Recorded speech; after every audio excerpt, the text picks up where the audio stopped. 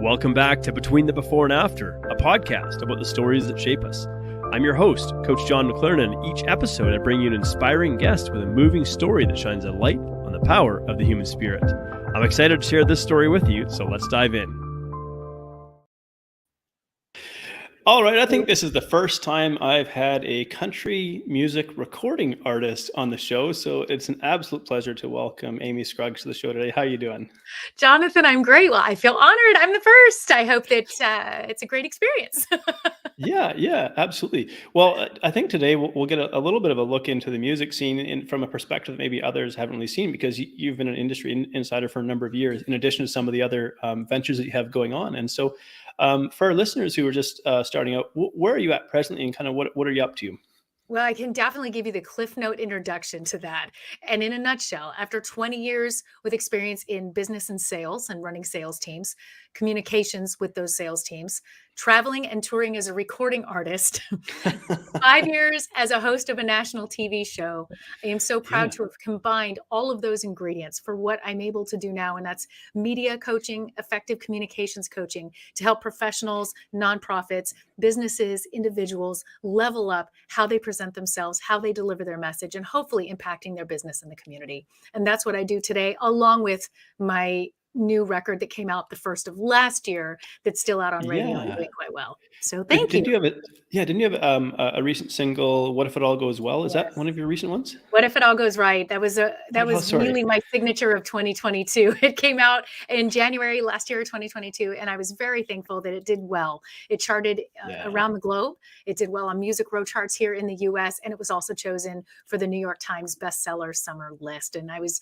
really excited and honored to see that happen, because as we're going to discuss in the journey, something like that was just that moment waiting to happen. And I feel like it was the giant life hug that deserved to be out there, so that message can now spread to everybody else.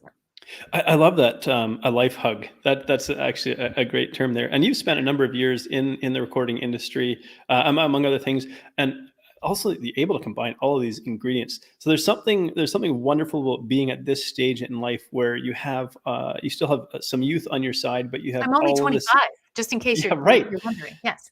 Right. Yeah, of course. And we just sort of celebrate the anniversary of your 25th birthday every year. Is that how it goes? Exactly. Yeah. So you've managed to put all these wonderful sort of ingredients together to really help other people who want to put their message out there in a way that's polished, professional, and be well received by audiences. Is that right? It is, because everyone has a story and a message. We all have a message about what we've been through. Either we're inspiring somebody, we're educating somebody, we're helping support a business, maybe as a support staff, but everybody is sharing a message about something at some point. And how we deliver that so that it actually is received is where the difference lies. And I love when I'm able to work with someone or a team and have them go, I see the difference. Do you see how that landed? You see how they received what you were saying? That's when you know you've made a powerful impact. I absolutely love stories. There's a great book that I'm going to give a bit of a plug to, and it's written by a lady named Margot Lightman is her name, and she wrote a book called Long Story Short. And it's a really easy read, but it is actually about storytelling. Yes. And I've been so fascinated by this. I'm going through, and there's some little exercises and things that you can do in there as well. And I was actually amazed, not just like, I don't just have like one story, but the number of stories that come up as you go back, you start reflecting. It's like, wow. And if you deliver them well, like they are really entertaining. And so I'm finding I have a great passion for storytelling. And of course, today we're exploring your story, because people see the wonderful, polished, accomplished professional behind the microphone today, but we know that it wasn't an easy journey to get there. And there's definitely been some ups and downs along the way. And I think showing people a little bit of insight into the highs and lows of that journey gives people a different level of appreciation for you being where you are today. And so let's go back. Let's rewind the clock a little bit here to some of the early years. Where did you start out? I grew up in Southern California, so I'm still in San Diego. So my entire life in Southern California, and wonderful middle-class family. I went to a private Christian school for middle school and high school. I have one brother, and music was my life. I started singing at the age of 3. I was playing piano at the age of 3. And so music was a huge component. Now, the funny part of this is that my dad raised 2 sons, and I only have one brother. Right. So that means that I was on the soccer field and the baseball field. They really wanted those 2 Yeah. athletes, and I was saying, "No, no, no, I wanna do music." So there was a little bit of that battle there, but I can still clean a pool, fix a car, and throw a mean softball. So I'm thankful for the lessons and what I learned in that, but Yeah. there was definitely that drive that was going that direction, but I knew I was meant to sing, speak, perform, and that I had a different path. I love that.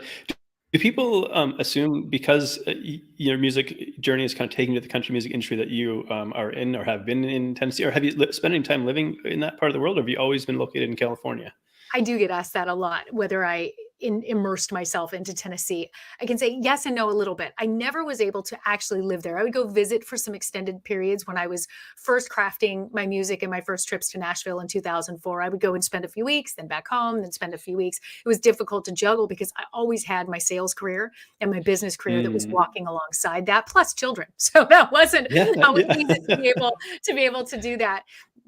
But Southern California is really the root. That's where I am. I have incredible, amazing friendships and connections in Tennessee Yeah. and in Nashville, though, because once you build a true relationship and someone that walks alongside you or believes in you, if you nurture and handle that right, they will always be there. And for me, that's the relationships that I have 20 years deep in Nashville.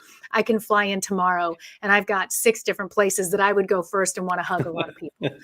And so that's what's very Yeah, special to me. Yes, I feel like I'm still a resident, a part of Nashville, but yes, I live in Southern California, and that's the yeah, beauty of what we're able to do.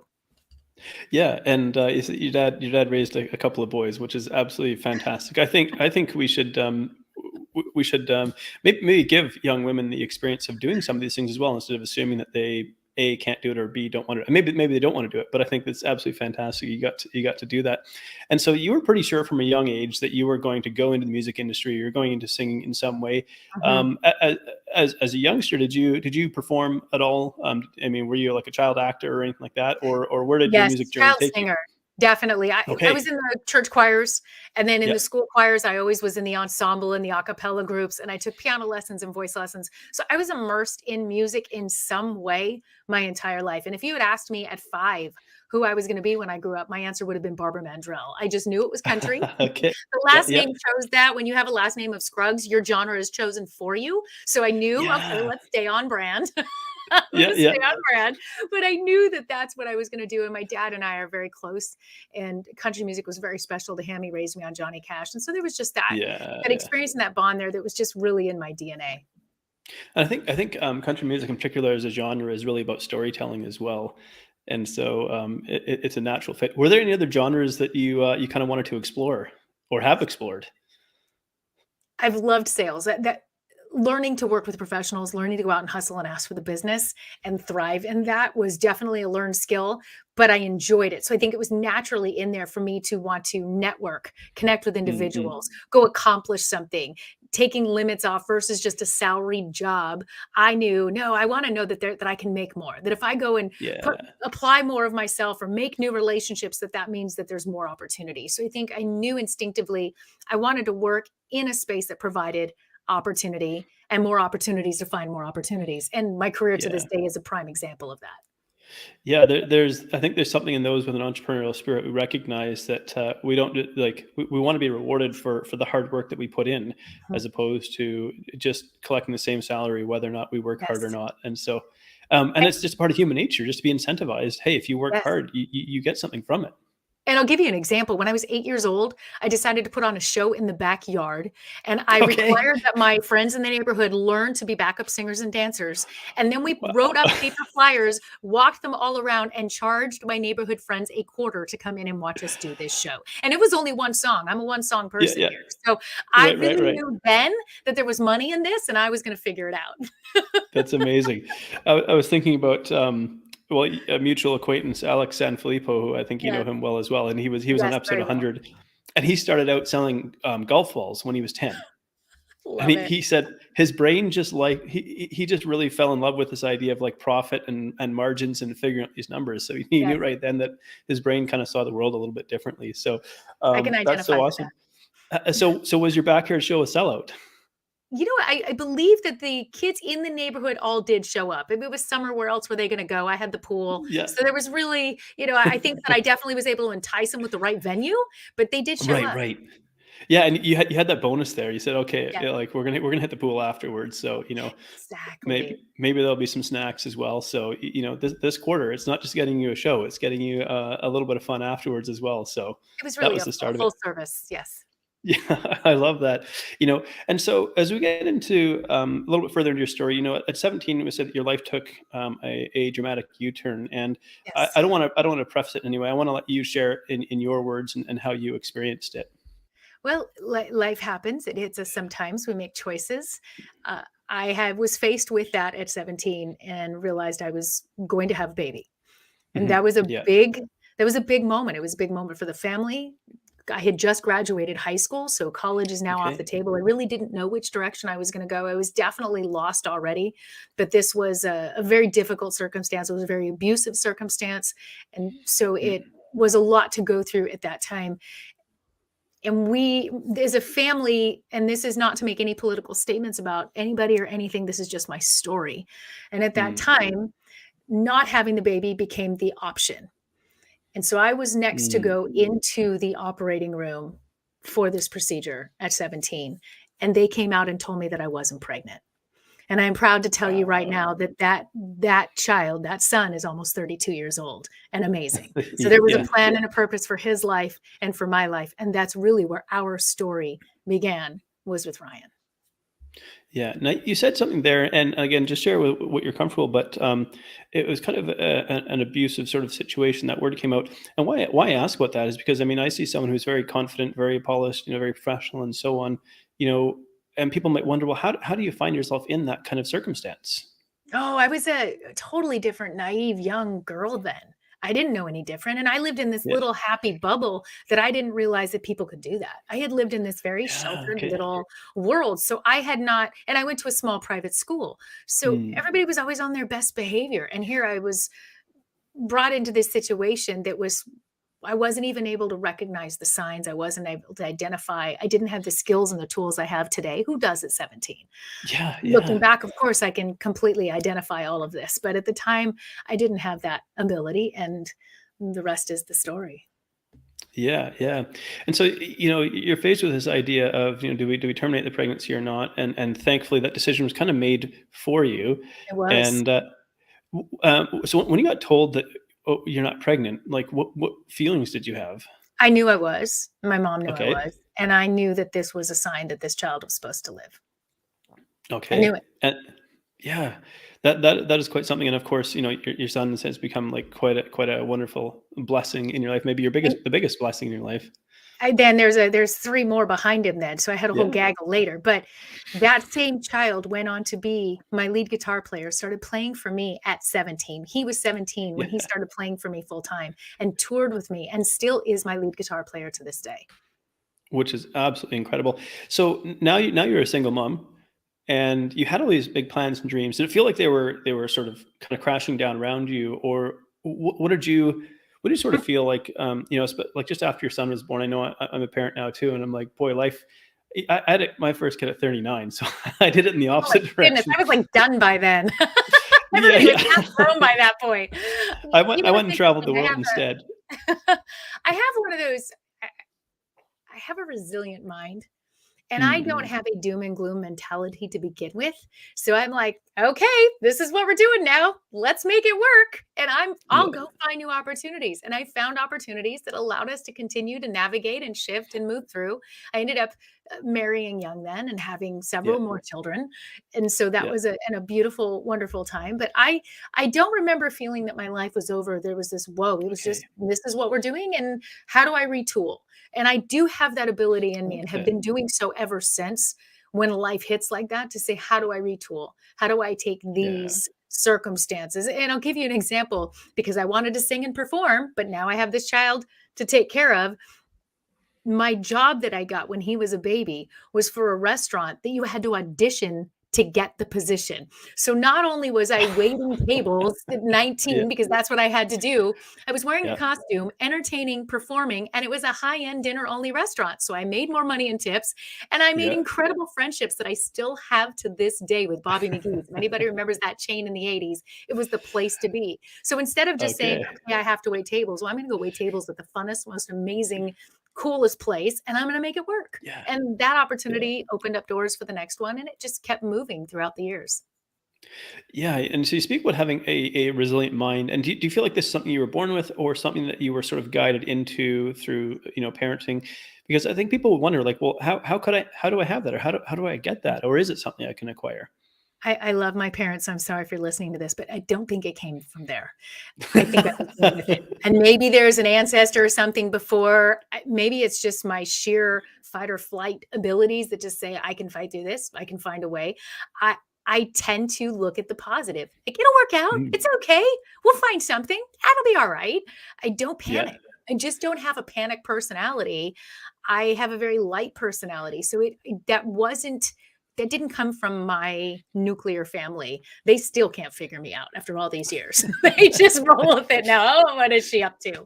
Nobody's ever been Yeah. able to figure me out, and I'm glad. I beat to my own drum, and thank goodness. Mm-mm. Could have had a different Yeah. outcome.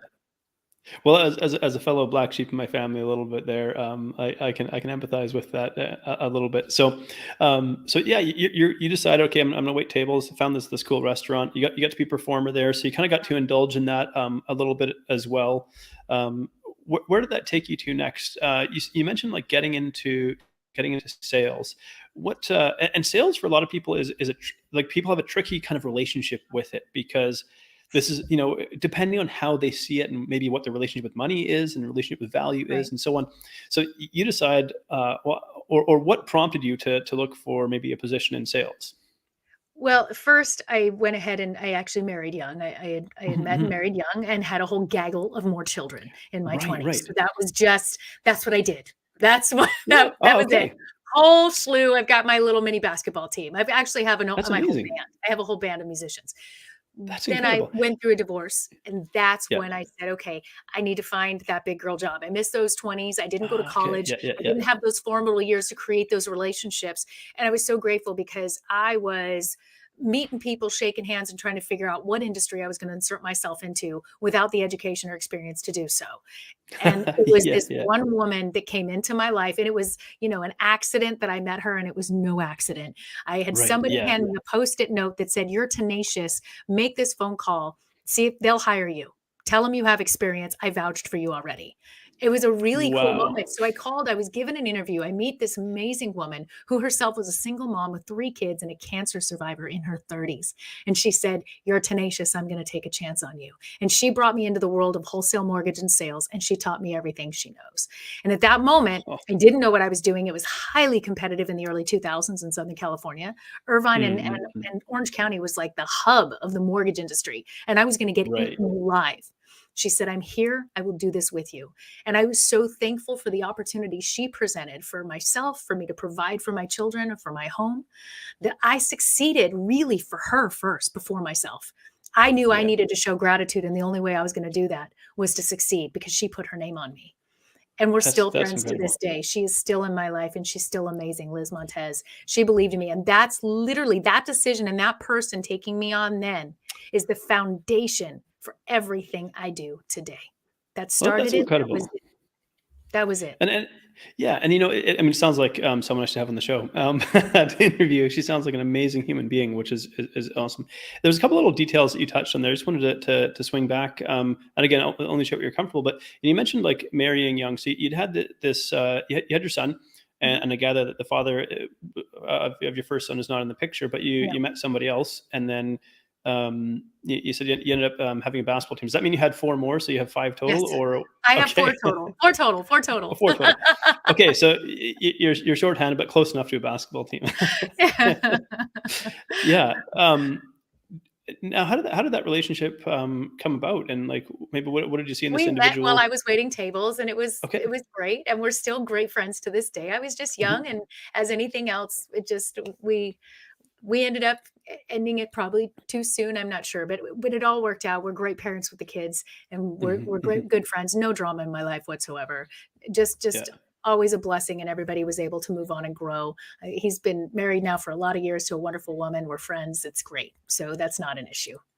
yeah. Well, that's really good to hear, because I think not a lot of stories necessarily have that to it. You just recognize that maybe we came together at a young age. We weren't Yeah. really the right fit necessarily, and kind of grew apart, and decided, okay, but And I what knew do you I do? had wings. I knew I had to spread my wings. I knew I was going to end up touring and wanting to go out there and do big things. I just knew it. Mhm, Something in me mhm. was just fighting to get out of the cocoon, and I take full responsibility for that.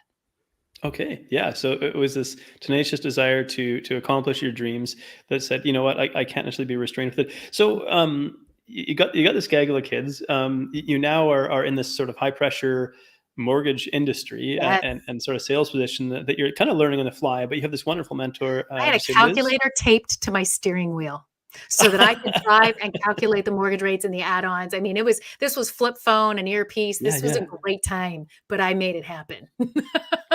And I yeah. put "made it happen" on my license plate. It was amazing. That is True that's story. absolutely yeah. And what were you driving? I started in a minivan, Yeah, makes and within sense. a couple months, I had my little Lexus that I was able to drive around and use for sales, and it was wonderful. With car seats in the back, we made it work. Oh, that's awesome. And so during this time, because it sounds like this is probably a fairly busy profession to be in. Like it's competitive, it's high demand. I don't know if it was long hours. You had to be like available. You know, are you solo parenting at this time as well? Yes, I was solo parenting, and it was long hours for everybody else, but I had to be done by the time the daycare closed, and so I had to do my work twice as fast and twice as efficient, and so I learned how to be very strategic, to exactly identify my target clients, be strategic on Mhm. asking for that business because I had to do it quicker. I couldn't stay after and do dinner with clients and happy hour with clients. I had children to take care of. I had a home to run, and I had to learn how Oh to be yeah. very effective in what I did. Yeah, how do you because how do you balance that? Because I think this is probably a question that comes up, you know, because we could say, well, I just sort of made it work and I just kind of balanced it. But some people would be wondering, okay, you got four kids, you Mhm. know, and you had daycare, but you know, you got to get up early in the morning, get these kids all ready, get them out to where they're going to go. Then you get into this high pressure job that's like go go go, get all this, you know, make all this stuff happen. Come home now, switch hats. Now you're mom again, and juggling that and sort of switching And I back and was forth. singing in a band on the evenings and Right. weekends that the kids went with me. I was also singing at all the concerts in the park throughout Southern California, and we made it Okay. happen. The kids would be Yeah. on the Yeah. blanket in front, we'd bring the picnic, they'd eat, I'd perform. It was a blast. I always still had music integrated in. And you're right, Yeah. I just had that mindset of saying, "We can do this, why not?" I always have a why not. I can do that. We'll make that work. And I also Mhm. don't come from a place of like stress and like, "Oh, this is hard." I'm like, we've got this." And so I made it fun for the kids too. We just have with Mm. this, "Yeah, we can do that. It's all right. All right, everybody hustle, hustle, hustle. Count of 3, we're out the door. Woohoo." But I wasn't mean or stressed. So I think that Yeah, yeah, bringing joy and excitement, and they know there was never a dull moment with me. They'll tell you that to this day. They're all grown. There's yeah, yeah, never a dull moment with me, but they know they can count on me. yeah, which is absolutely fantastic. So of those kind of like early days and doing concerts in Southern California and maybe you had a little bit of an established name locally. Is there a particular concert that sticks out for you that you remember playing in, or is there something that happened that you think back now and you kind of laugh and you go, that was a little bit crazy? When I went on to the bigger professional stages, or at that time in the cover band? At that There's time in the 2 cover totally band. different stages here. The cover band, oh, yes. We were doing a concert in the park, and it was nice. It was a big community, probably 1,000, 2,000 people out there, and my little boy, my youngest son, he kept yelling to the stage, "Can I have ice cream?" And so and I'm like, finally, I realized this poor kid. So I had money in my pocket and I'm throwing money off the stage. And then I'm like, please do Uh, not send your children to the front of the stage. It's only for that little blonde one in the front. And so I was throwing money off the stage so that he could go get an ice cream so that I could finish the show. And that one was pretty funny. That that is happened frequently. well, I imagine that maybe that actually I think adds maybe an endearing quality to the performance as well. That hey, here's this mom out here giving her kid ice Totally. cream money while And for showing up my to kids, they're perform. like, "I don't care if you're singing. We don't care what you're doing." I mean, to this day, they're like, "Mom, we don't care that you're on a podcast right now. We have a question," right? So this Right, is right, right. they don't care. They just need mom. And that is still the Yeah, case to this day, even at this stage in my career. It's pretty cute. yeah, yeah. That's awesome. And So yeah, you're juggling all of this, and the cover band.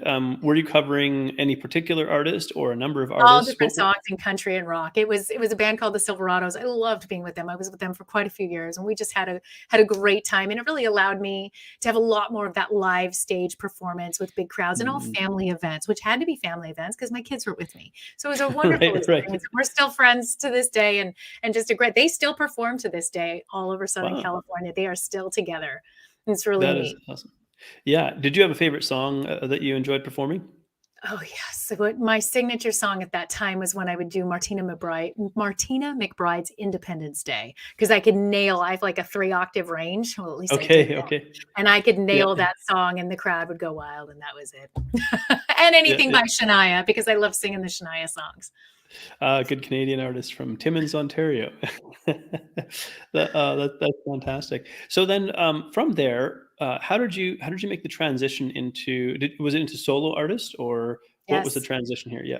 This is where the big shift comes into play, and just like everybody who has a story, you have a choice to make, and it's what we do in that story that changes the next direction of our life. But what shifted was 2007 when the mortgage industry and real estate industry collapsed. So that job, Mm, that wonderful sales job that I had that was providing, disappeared overnight. And it also disappeared the exact same week that I had to have a full hysterectomy and went through major surgery with serious complications. So oof. I was in recovery at the same time that my career disappeared. And that's when I realized that's it. We can drown or we can survive. So I took the same sales skills, the same business plan that I had for going out and being strategic, and I put it in motion and said, I'm going to go out on tour and ask for the business. Then I'm going to sing full time because there is not another sales job for me to step into. This industry has collapsed and it's the only thing I know. So put it together, went out and asked for the business. And 6 months later, I was opening for Clint Black on a national stage on the 4th of July. And That's really I knew impressive. that that was going to open up what those next opportunities were, and finding venues that I could have my children with most of the time and making that work. And we went on to the next years having incredible experiences. We would tour in the summer, hit all the fair circuits, and open for some of the biggest names in country music. And in between, I did all veteran and military events and ended up becoming the spokesperson for the American veterans for the state of California for 3 years because I asked for the business. They wanted me Mhm. performing, singing the national anthem, going to the Vets Post and the different ceremonies that they had throughout California. And I needed income. So we came Yeah. together and said, let's do an endorsement contract. And they agreed. And it was a fantastic, incredible time. And again, something that I was able to bring my children to. And it Yeah. led into 2011, the 10-year anniversary of 9/11. I was asked to sing for the opening ceremony at Dodger Stadium. And so Wow. here I am Okay. standing on home plate and all of the branches of service coming around as we have that 10-year anniversary. My daughter, she's just a little girl still, my youngest, standing next to me on home plate. And when they came out and presented colors without her even needing to be asked, put her hand over her heart in total reverence. And the cameras were on her and not me. And I'm trying not to cry, but I had instilled this understanding of honoring our veterans and honoring our Mhm. country into my children with the work that we did.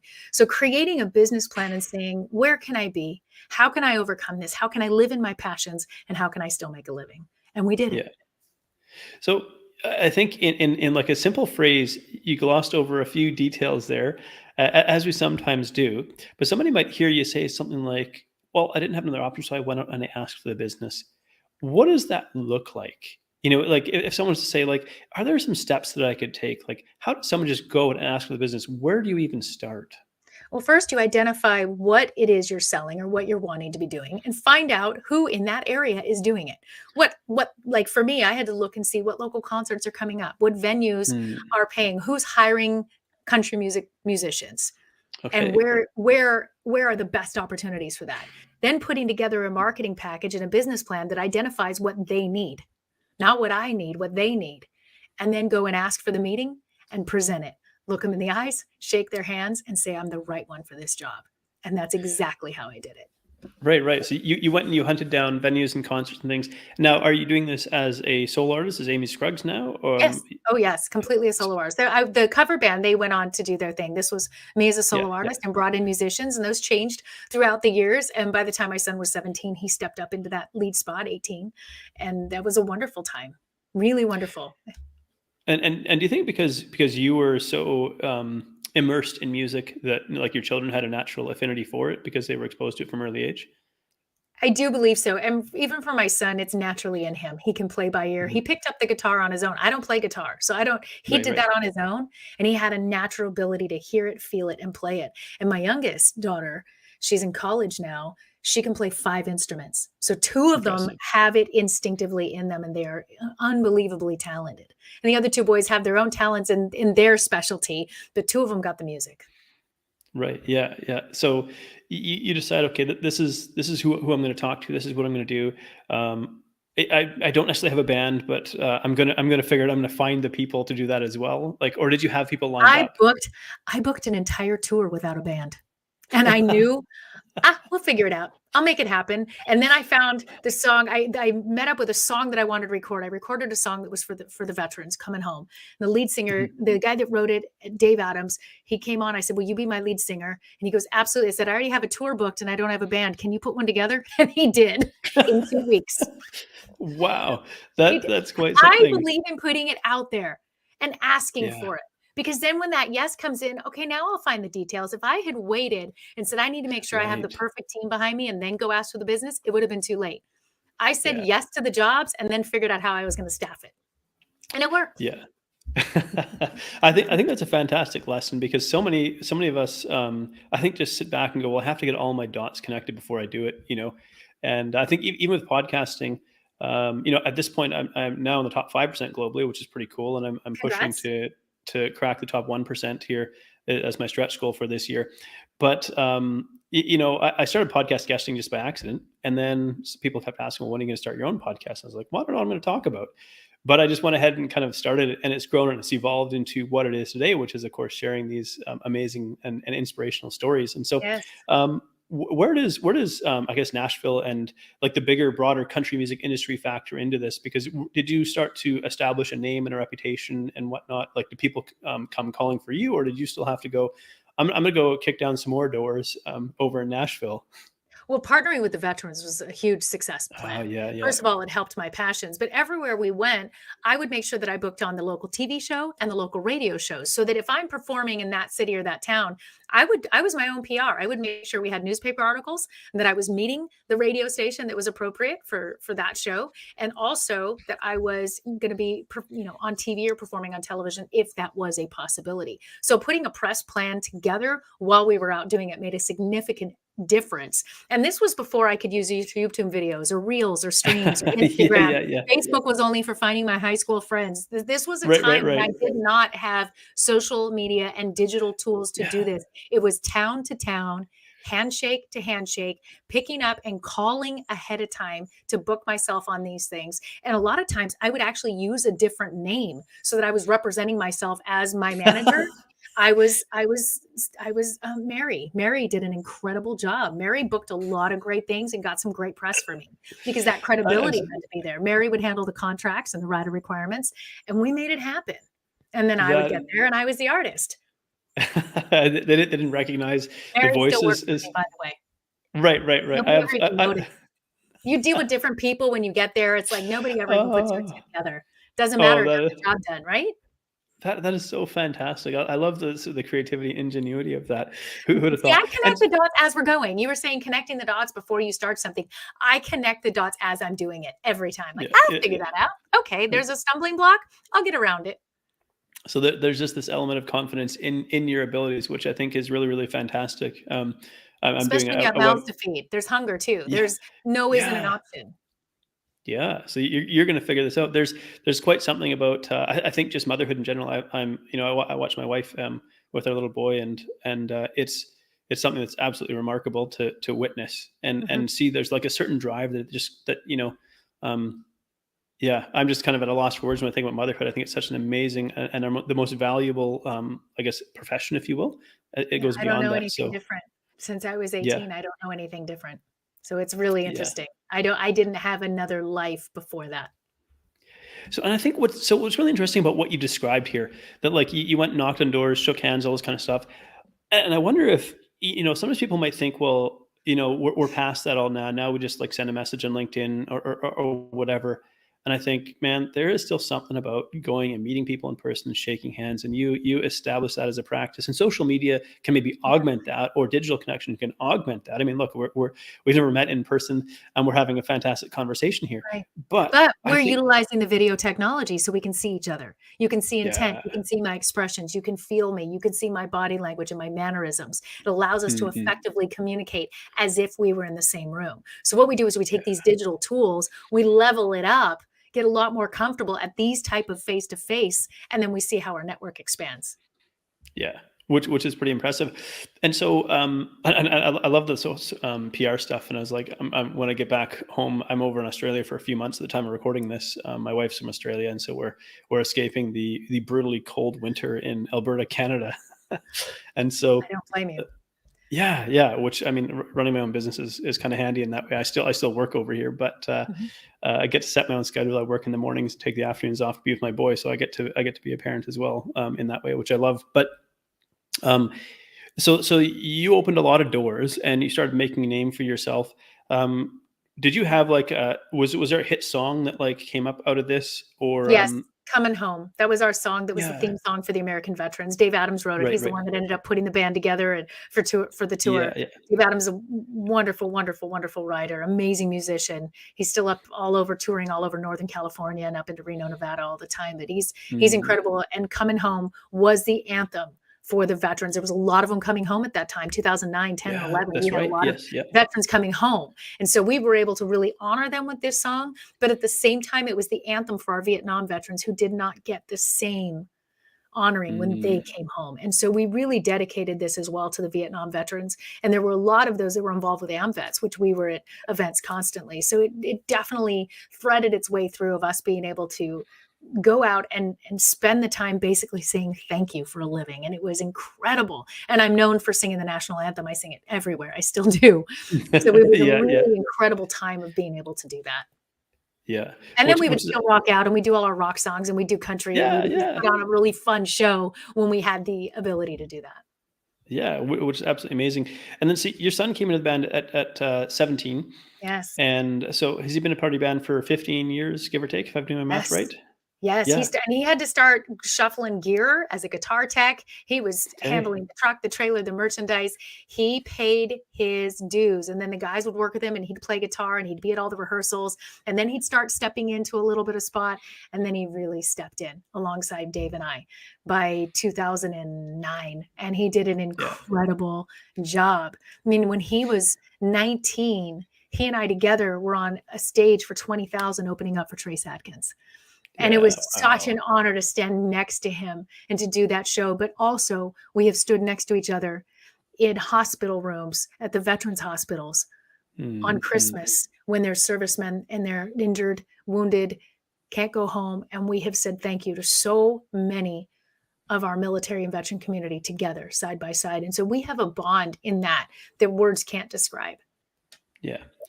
Well, what are some of the, because this is a very remarkable story, and you're very positive, and you just have a very can-do attitude. Were there any moments along the way in this journey where something really kind of like knocked you for a loop that was really difficult to bounce back from, or kind of caught you off guard? Yes, in 2011, we were singing full time and doing all of that, but it still wasn't enough to make all the ends meet. I think I volunteered myself to Mm. death, but we Right, lost our right, home. right. We lost our home. Okay. And so the kids and I were really blown apart into pieces at that time. It was now what do we do? And it's interesting because I can look back now and see that was really a critical, critical, difficult moment because my daughter and I then had to relocate. I went ahead and went back into sales. I took a job in San Diego so that we could start over. The boys stayed with their dad. So it tore us apart as a family at that time. And Mm. then 3 months Oof. later, our bass player dropped dead of a heart attack. So had we been out Mm. on tour, imagine, I mean, it was already devastating, but it happened right after and we were okay. And so I pulled off music for a while because I had to grieve. There was a lot of loss there. I needed to rebuild. But what I'm so grateful for is that start over here in San Diego opened up door after door after door as I started working with sales teams again in communication. That opened up to TV hosting. All of a Yeah. sudden doors and relationships started opening up to what I do today. Had we not lost the home, I don't believe I would have been so bold to make that big of a move. And it really is incredible how it ended up turning out. It doesn't mean it was any less painful. But again, what we do and the decisions we make in that pain can completely shape the direction of where we're going and the outcome. Yeah, I mean, it's almost, it's not that we would seek out these moments of rock bottom, but I think they're an inevitable factor in life. There is no easy street in Mhm. life. And when we come to terms with that reality that you know what, like life's going to kick us in the junk and punch us in the gut, like it's going to happen. I think we're not so surprised when it does. And you'd been through adversity before, Mhm. and because of that, I believe you would had a resilience that was fostered out of going through these previous challenges you faced, Yes. where you go, I don't know what the answer is, but I know that I can get through this. Yes. I have the skills. You can take it all away from me, but I have the tools and the skills and the fight in me to go do it again. And that's what I've learned. We lost everything. And we lost Yeah. our best friend. Fred was an incredible part of our life. He wasn't just our bass player, he was family. And he was only Yeah. 40 when he had a heart Mhm. attack suddenly. So we had loss. And to turn around and see what it means to us now, the bonds that we have, the kids and I are great. We're very close. And Yeah. then when I watched my youngest daughter graduate with honors and get accepted to UCSD a year early, this was where she was supposed to be. That was what was meant and laid out for her. And what a joy. I would suffer through all of it again to see the successes that my children have today, not just what I'm able to today, but where their life is as well. Yeah, and then so you ended up, going on to TV, and you spent a lot of time on stage, but and maybe you've done some radio and stuff, but now you go into, like, hosting a TV show. This Yes. seems like it's a little different. And It how was did a you lot land different. that? There's no question. That is a lot different, especially sitting in the hosting seat, because then it's my Yeah. job to pull the best out of you. It was my job Mm, to help every one of those professionals that I interviewed, and it was hundreds of interviews. And these interviews, and I want you to think about this for a second, they were all only between 4 and 6 minutes. I had to help them tell their story in 6 minutes or less, or promote their business, or share what their outreach was. So there was no time to get to the point. If they would say, "Hi, Amy, thanks so much for having me here." Yeah, so they've just lost 20 seconds out of their 4 minutes, and it was tragic. So you really have to yeah. know your talking points at that point. And for me as a host, to get right in on that introduction, get right to those speaking points, to know what it is that they need to be sharing and get it out of them so that it brought relevance. That was the learning Mhm. curve. And at first, boy, I had to figure some of that out. But once I got in that zone, absolutely loved it. Loved Yeah. every minute of it. That's what I was meant to do. I mean, I think this is why I love podcasting because it gives us the space and the freedom to explore in just a little bit more detail than we have there. But I think that's a remarkable skill. Did you coach the people you were interviewing like beforehand and be like, hey, this is how it's Yes. going to go? Like, Because do you I have would a notice that's what started the coaching, because I would notice, okay, this person's not okay. They're fumbling. They're not sure what they want to say. There was a lot of times they'd be like, is this how I look? Is this how I sound? And so it was my job to right, say, right, got right. you. All right, tell me what your three main things you want to make sure you share. I will pull that out of you. Don't worry. And so really helping Yeah, them be comfortable, eye contact, letting them feel my body language, leaning into them. So there was almost this dance and this rhythm. And it made a tremendous difference with the interview if yeah. they would really lean into me like that and let me lead them. It really was like a And dance. that's amazing. And actually, I think what a remarkable gift kind of to be sharing with people to like this is like a shared experience where I'm going to take you through this and Yes, even though the actual time on camera is a very short window of time, there's a little bit of a transformation that takes place in just that moment because they would realize something about themselves as well. And it's because of the coaching that you did. And is that what ultimately led you into what you're doing today? completely. Because I was starting to coach. I was still hustling and working, and I was the face and voice for Mutual of Omaha. So I was writing their scripts, hosting 4 other shows, producing. I mean, I was just completely knee deep in that when the pandemic hit. Right. And I Yeah. went, okay, wait a minute. And I had been coaching on the side because so many professionals would reach me and say, hey, will you work with me a little bit? So the crafting of the coaching I would do was definitely there, but I still was full time in everything else I was doing in 2020. So we all know March 13th, that was gone. And I thought, Yeah. what a beautiful opportunity as I watched the entire world go on camera. I said, this is what I do. This is what I help with. This is no longer just business professionals trying to be on TV. This is everyone. This is teachers. This is support staff. This is everyone trying to communicate. I'm here. Let me help you. And that's when I literally right away said, I need to put some of this pen to paper. I need to reach out to my network and bring in some great influence and co-writers in this and say, let's put something together to help professionals of all industries.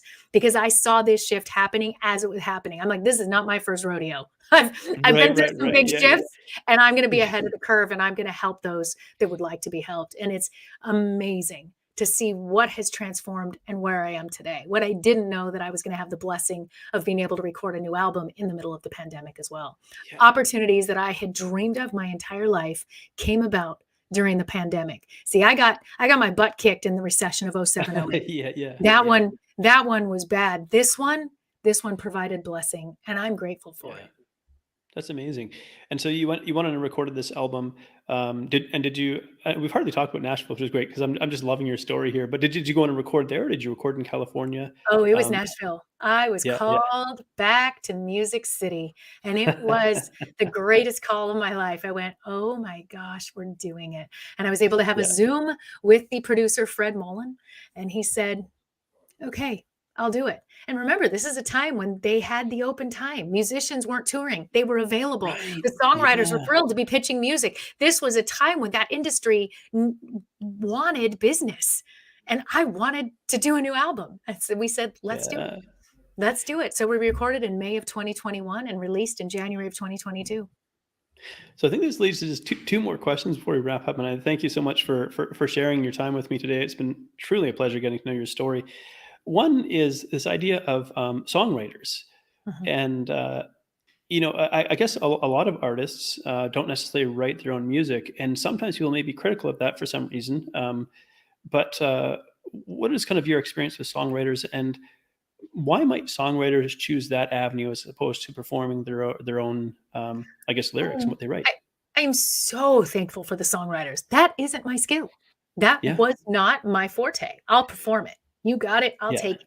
So I am so grateful to go through the process. The publishers and the song pluggers, they come together and they pitch these to labels and to artists. And so I sat Okay. through pitch sessions. We had 1,000 songs pitched to us for a 5-song project. Wow. So So, we went through that to say, okay, what's my message? What am I looking for? And you go through and you yeah, listen and you're okay. looking for lyrics, you're looking for melody, you're seeing if this vibes with what I want to represent. It was a 6-month process to choose. Yeah. And we didn't even choose the last one till we landed in Nashville the day before going into the recording studio. Again, I connect Wow. the dots as I go. I'm like, we'll figure it out. Yeah. It's going to reveal itself. It's going to. And I'm so thankful. That is the one that we actually just released this last week, called Something to Believe In. And it's Wow. really fun to know the story behind the songs, to be able to meet some of the writers, to be able to Yeah. thank them online. It creates a beautiful relationship. Songwriters want their songs cut. A lot of songwriters aren't necessarily performers. Doesn't mean they want to be Mhm. a frontman. That's a whole different skill set. But there's Right. incredible writers that are just, they want to write, they want to write, they want to write, and we need them. And it's a Yeah. beautiful pairing.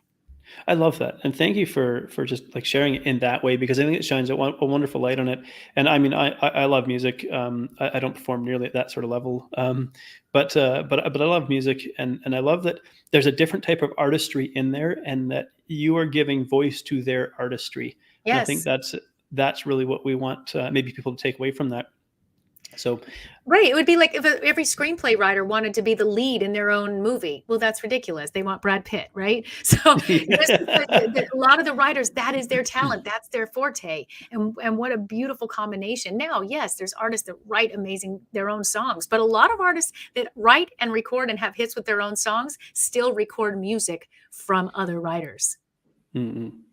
So now you've likely had the opportunity to meet and connect with a number of probably numerous, famous people of varying degrees of fame, notoriety, all the rest of it. Who has been the most, I guess, surprising or interesting person that you've encountered? Oh, the most interesting. Or maybe we Jack could say that. Gutman. Jack Okay. Gutman is a World War II veteran who survived Normandy on the beach at 17 and then went on to Oof. Okinawa. And he's still alive today, still sharing his story, has overcome PTSD, and is quite a celebrity on CNN, CNBC, all the national news. They always bring Jack on still to this day. But you want to talk about someone that has a story, that is a true hero and celebrity. And that was the Mm, greatest interview I've ever done. He is still a friend to this day. And I think the biggest celebrity I've ever met.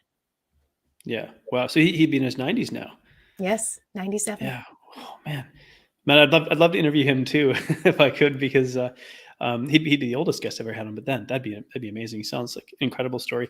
I served 6 years in the Navy, and so Oh, thank you. I have quite a respect. And actually, when I went down to San Diego, because I was in the Canadian Navy, but on the West Coast, but we would go down to San Diego and play.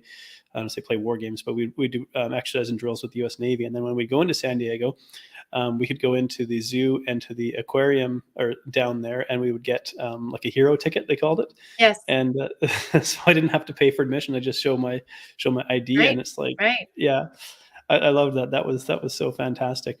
Well, Amy, what a story! I absolutely love it. There's so many more questions we could ask, but I do want to be respectful of your time. For those who've been listening to your story, if you could just give them sort of one piece of wisdom, what would you like people to take away from hearing your story?